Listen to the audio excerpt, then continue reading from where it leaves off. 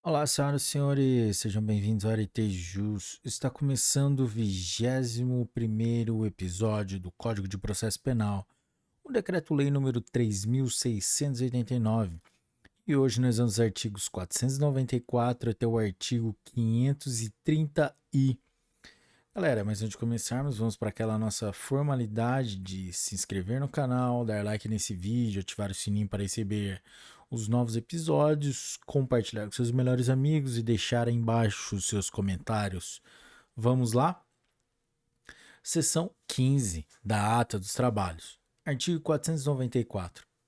De cada sessão de julgamento, o escrivão lavrará ata, assinada pelo presidente e pelas partes. Artigo 495. A ata descreverá fielmente todas as ocorrências, mencionando obrigatoriamente: inciso 1, a data e a hora da instalação dos trabalhos. Inciso 2, o magistrado que presidiu a sessão e os jurados presentes.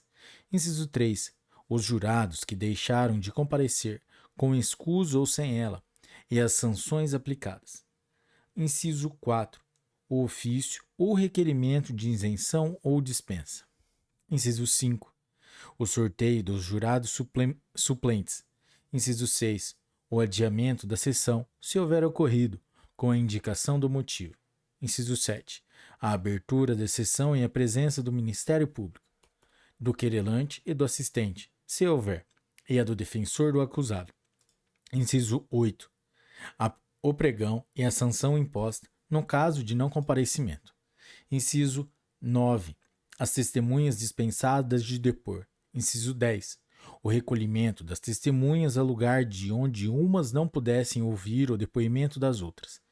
Inciso 11, a verificação das cédulas pelo juiz-presidente.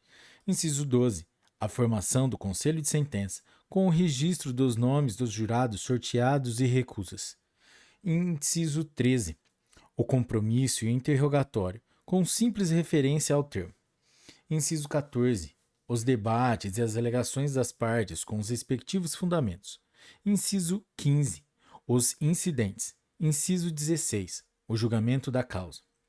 Inciso 17, a publicidade dos atos da instrução plenária, das diligências e da sentença. Artigo 496.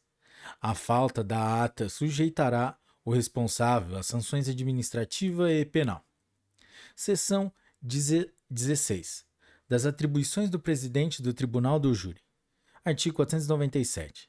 São atribuições do juiz-presidente do Tribunal do Júri, além de outras expressamente referidas neste Código. Inciso 1.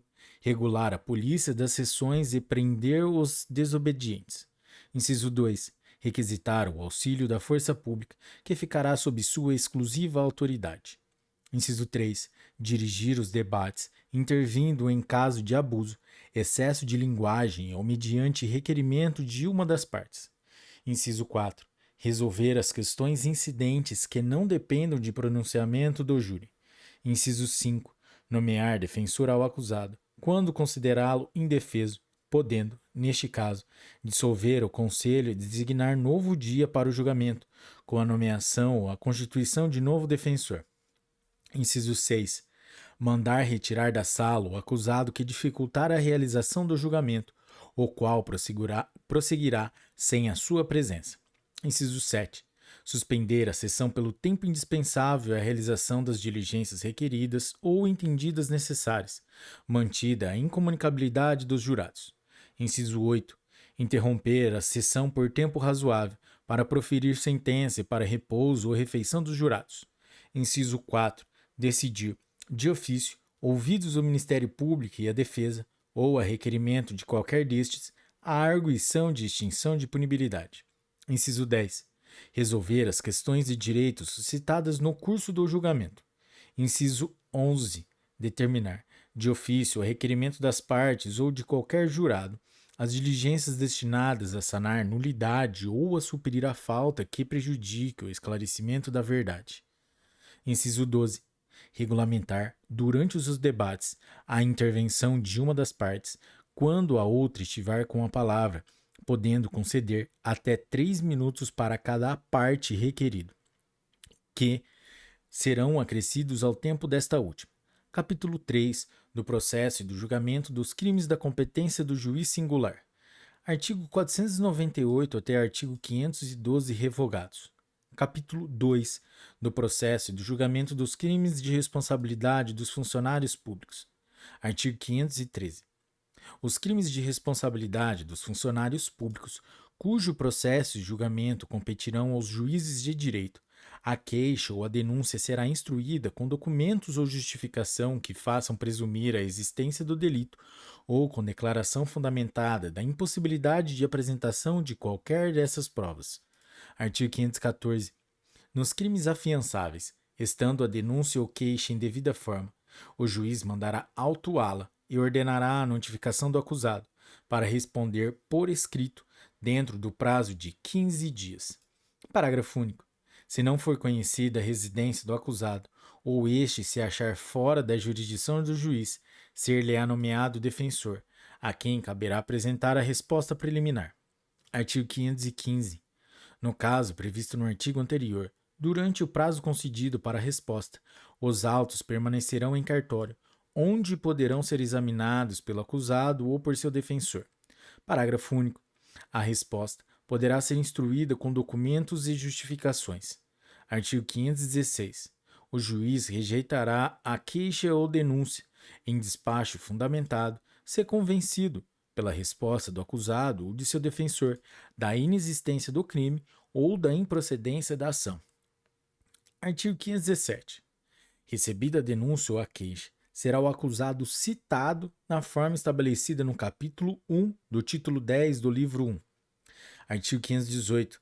Na instrução criminal e nos demais termos do processo, observar-se-á o disposto nos capítulos 1 e 3, título 1 deste livro.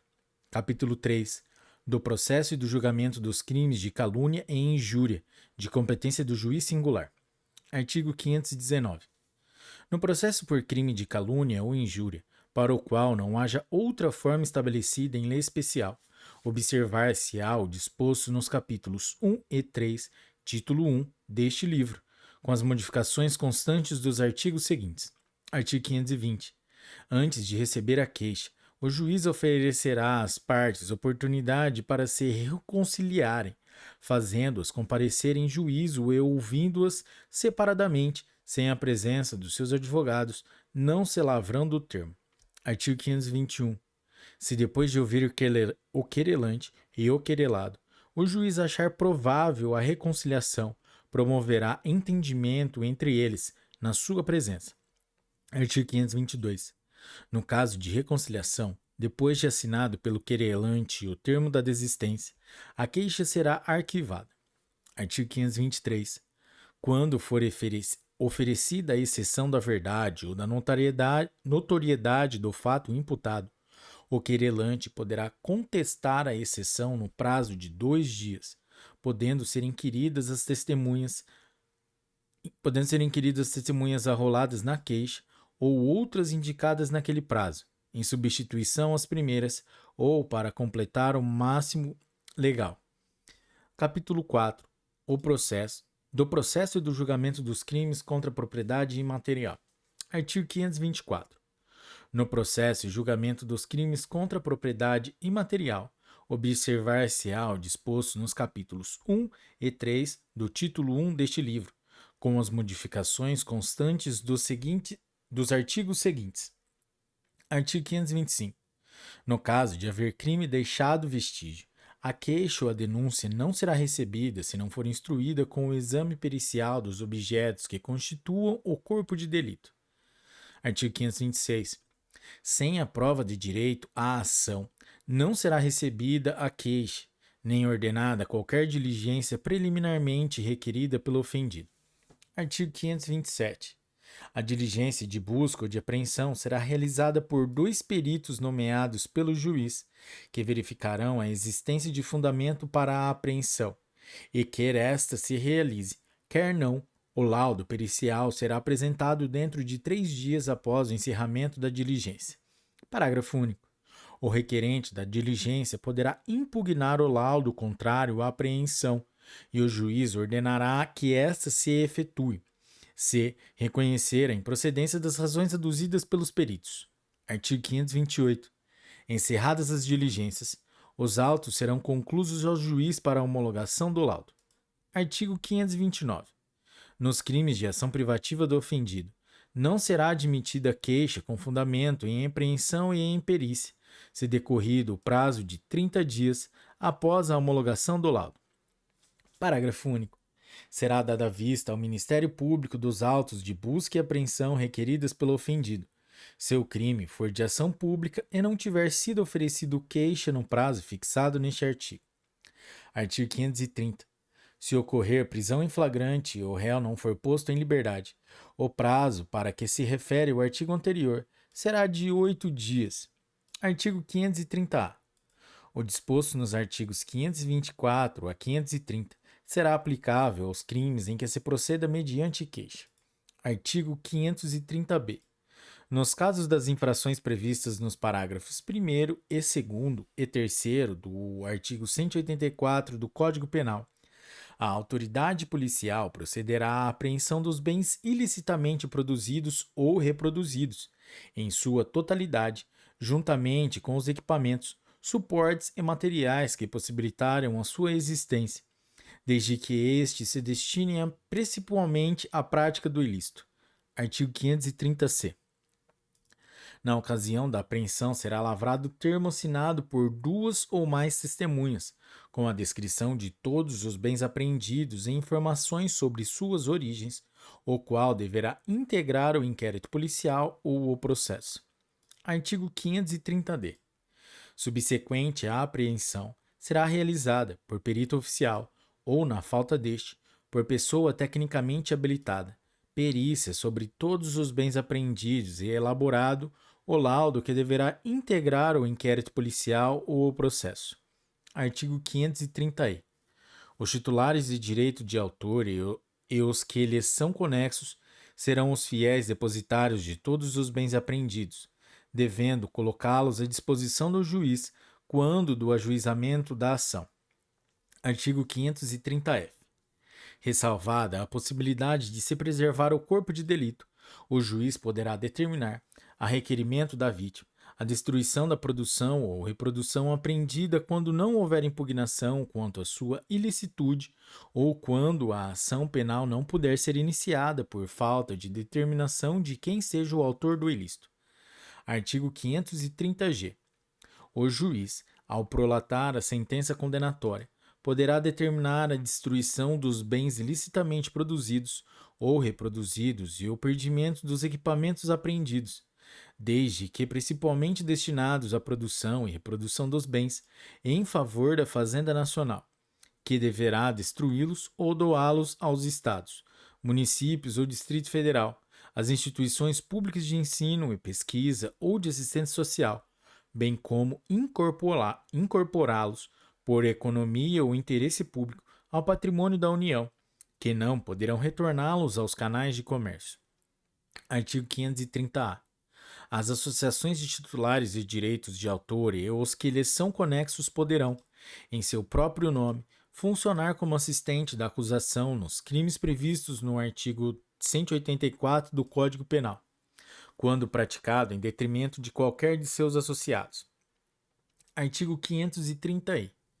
Nos crimes em que caiba ação penal pública incondicionada ou condicionada, observar-se-ão as normas constantes dos artigos 530-B, 530-C, 530-D, 530-E, 530-F, 530-G e 530-H. Galera, é isso aí. Esse foi o 21º episódio do Decreto-Lei número 3.689, o Código de Processo Penal. Se você curtiu esse episódio, deixe o seu like, se inscreva no canal e compartilhe com seus melhores amigos e ative o sininho para receber as notificações. E muito obrigado pela audiência, bons estudos e tchau!